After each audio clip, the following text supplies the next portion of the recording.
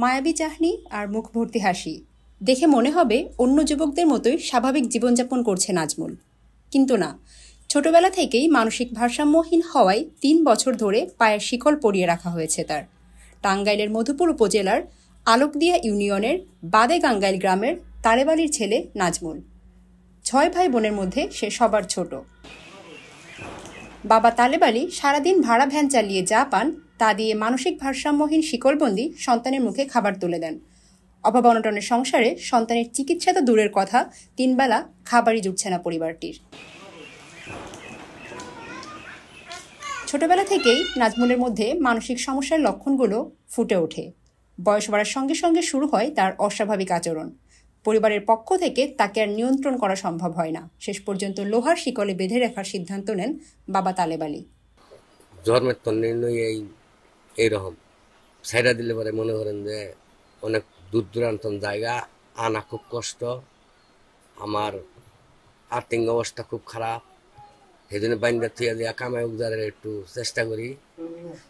মেলা কষ্ট আঙ্গ সিরগলতে বাইন্দা এখন নাকি টাকা পয়সা নাই, আমরা চিকিৎসা করা হয় না, অনেক ঝামেলা করে বাইন্দা সিরগলতে বাইন্দা বাইন্দা কষ্ট করে করে আঙ্গ লালন পালন করুন নাকি।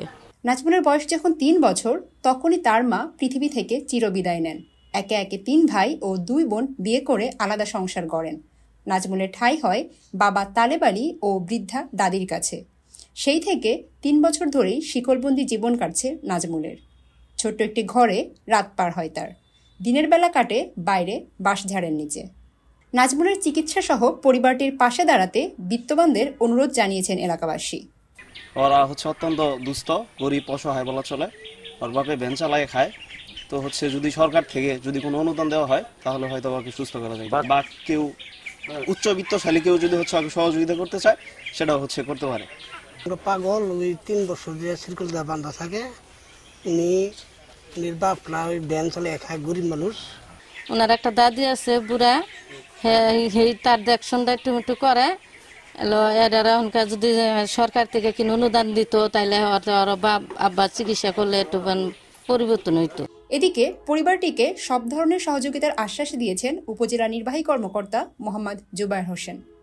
আপনাদের মাধ্যমে প্রথমে জানতে পারলাম যে নাজমুল নামে এক ব্যক্তি, তার বয়স 14-15 হবে, তার নিবাস বাদে গাঙ্গায়, এটা আমার মধুপুরের আলোকদিয়া ইউনিয়নে। তো জানা ছিল না সে আসলে 3 বছর যাবত তার পিতামাতা শিকল দিয়ে বেঁধে রাখছে, এবং ইতিমধ্যে সে সমাজসেবা অধিদপ্তরের আওতায় প্রতিবন্ধী ভাতাও পাচ্ছে। যেহেতু পরিবারটা খুবই অসহায় এবং তাদের সহায় সম্বল খুবই কম, আমি উপজেলা হিসাবে চেষ্টা করব যে তাকে কিভাবে দ্রুত সংস্থান করতে এবং চিকিৎসার ব্যবস্থা করা যায়। পাশাপাশি আপনাদেরকে ধন্যবাদ জানাচ্ছি এই কারণে যে আপনাদের মাধ্যমে প্রথমে আমি জানতে পারলাম। বিত্তবানরা পাশে দাঁড়াবে নাজমুলের, স্বাভাবিক জীবনে ফিরবে নাজমুল, এমনটাই প্রত্যাশা সকলের। কারিমা, লাল সবুজ প্রকাশ, নিউজ ডেস্ক।